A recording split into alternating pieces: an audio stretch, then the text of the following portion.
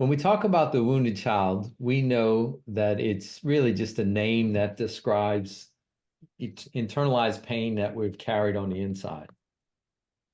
So sometimes we're misunderstood when we talk about the wounded child as if you were saying that you grew up with horrible parents and that Right. you're wounded in that relationship. You may have been wounded in that relationship, but we're talking about living life. Hmm. When we live life, things happen that are difficult, right? When we live life, people die. We events happen at school, events happen in the neighborhood. It's just the fallen part of life, right? Life has its joys and wonderful parts, Hmm. but it also has its difficulties and struggles. Hmm. And when we embrace or encounter these difficulties or struggles, it's not what happens that really creates damage as much as what happens after it Hmm. happens. It's the residual. Hmm. It would be likened to the fact that if you had your arm broken and nobody took the time to reset it, Hmm. and then it's going to be a problem, right? Because it's going to grow back unset and it's going to cause its own set of problems. In the same way, it's not that you break an arm because the arm can be fixed. It can be reset. It could be healed. It could be cared for. It could be loved. It could be given the proper care so that it really heals and comes back, right?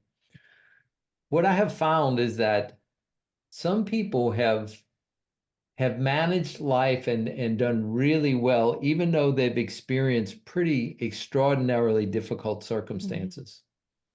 And then others may have experienced moderately difficult circumstances, but they never had their arm reset. Right. They were never given really permission to debrief or to externalize or to know what to do with the residual. Right. And when that happens, it doesn't happen oftentimes because of bad intentions. It happens because of a lack of understanding and a lack of knowledge of what to do. Hmm. I mean, I was talking with a client recently, and we were just talking about managing their three children.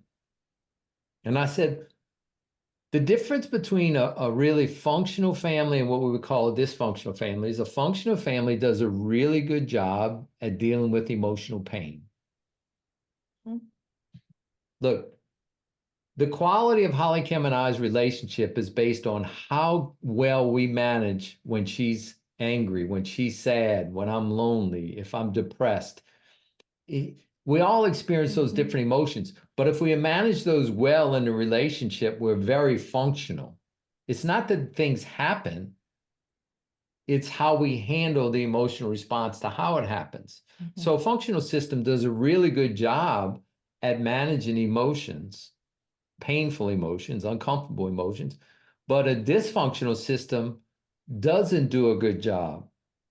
And therefore, the emotional pain in the system usually gets internalized, gets acted out, uh, is not validated. And so what happens is that the wounded child is created when we don't have the freedom or Hmm. have the self-permission, either externally or internally, to be able to process emotionally when things happen. And so two of the characteristics of the wounded child that I wanted to just touch base with you all about is that it has no sense of time Hmm.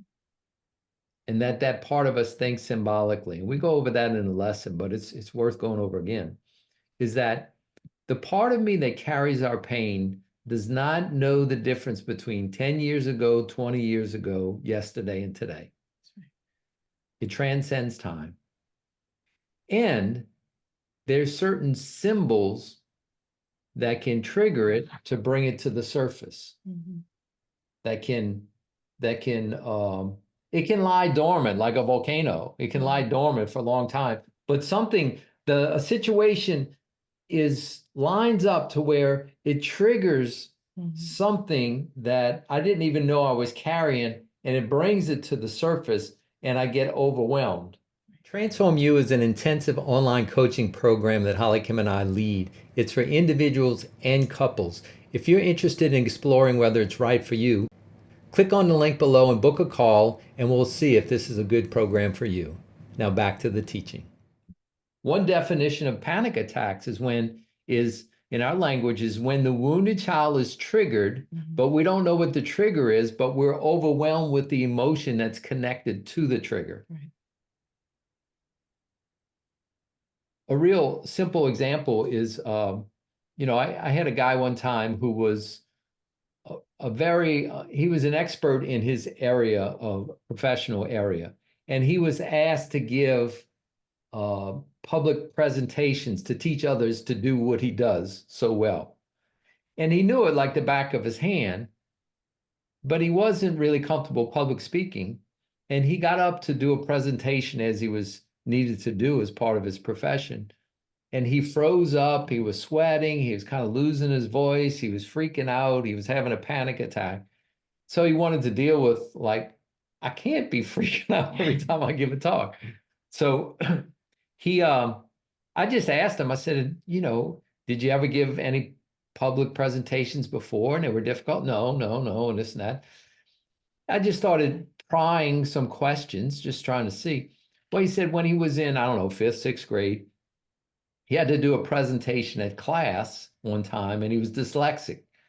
And he didn't really know he was dyslexic. So he got up and he had to read in front of the class, and he was fumbling through the words. He was messing them up. He said all the kids were laughing. He must have said something really off because the teacher started laughing. He said it was kind of a humiliating experience. Then he went on to something else. I said, wait. Hold up here. So what happened? So he goes and explains it. I mean, it's just a horrible thing. But what was the symbol? He had to get up in front of his peers and give a presentation. That's right. And 30 years, 25 years later, he's needing to do the same thing, which he knows the material, but the wounded child was triggered, came to the surface, and he was in a panic attack. And he was brought back to that 5th grade experience, but he didn't remember he didn't remember it, he just felt it. Right. So what's so important to understand is that as you on this journey is to make the connections. Like we just want you to make the connections so you know what to do. So if I had to sort of personify what he needed to do, he needed to basically sit that 5th grader across from him and to say, it's okay. I know this stuff and it's all right. Understand you were humiliated in 5th grade and they shouldn't have laughed at you and you were misunderstood because you were dyslexic, but I'm here. I'm a man. I can handle this. It's okay. You don't even have to go into this presentation with me. You can wait and sit in the car and I'm going to take care of this as an adult man and it's all okay. It's okay. Take a deep breath. And it's like basically loving on this part of him that is all worked up. And he started doing that and he did fine with he worked through it. He was able to do presentations and do fine. But if he had no idea what he was dealing with, he didn't understand the symbol and the no sense of time, then he would just think, like, I'm a weirdo. I understand this really great. Every time I get up, I have a panic attack and I freak out and something's wrong with me and maybe I need to get on a different medication. Well, no, might not be a medication, right? It might be just, I need to work on this emotionally, right? I need to manage this emotionally to keep me. So each one of us has our sensitive symbols. And I could sit here and share mine with you, and HollyKem could share hers with you. But when we, as a couple, learn to manage the top 3, we got it made. Yeah. Because it's usually the top 2 or 3 that we recycle through over and over again. We learn to manage that, it's all good. It's all good. So yeah. I was just very good. I was just going to say that, if you think of the wounded child, like I don't like using this a lot, people under 30 use this a lot. I feel like, they like, okay. But in this terminology, it's like you feel like a wounded child. Like if it doesn't mean that you were wounded in that particular area, but if I'm going to a very, uh, I would say societal type situation, where they're going to have people of, let's say if I had to go to like a governor's thing or, the mayor's thing or something like that, political, something, my wounded child is terrified that I am not going to have the right clothes. Because when I was a little girl, my parents got a divorce and my mother was very depressed, and I would go places and my clothes were disheveled. So it was embarrassing. The kids would make fun of me. I used to call them the little children. The little children would make fun of me. So now when I got to go somewhere, they want to be dressed appropriately for the occasion. They don't want to stand out. I want to look nice. I want to look appropriate, but I want to know exactly what those people will be wearing to those events. So I am in order. So I do not look disheveled. I do not look inappropriate. So before I would be so nervous that I'd want to spend thousands of dollars, which is not healthy.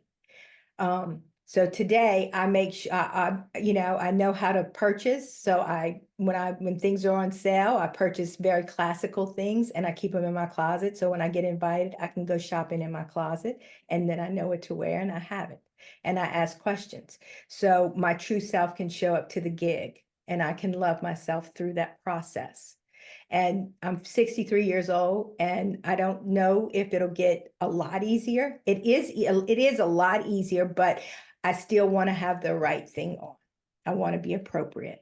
I don't want to be overdressed or underdressed. I just want to be appropriate. So I can tell you, for example, that is just, one thing that happened. And I don't want to feel like a wounded child when I walk in those events. I want to feel like a woman, that I belong. Hey, thank you for watching this teaching from Transform You. I hope it's been beneficial for you. If you're interested in our program, Transform You, our online intensive coaching program, click on the link below, book a call with us, and we can see if this is the right program for you. Also, if you want more information about HollyKem and I and the program in general, click on this video now, and it'll give you an in-depth understanding of HollyKem and I and our program. God bless.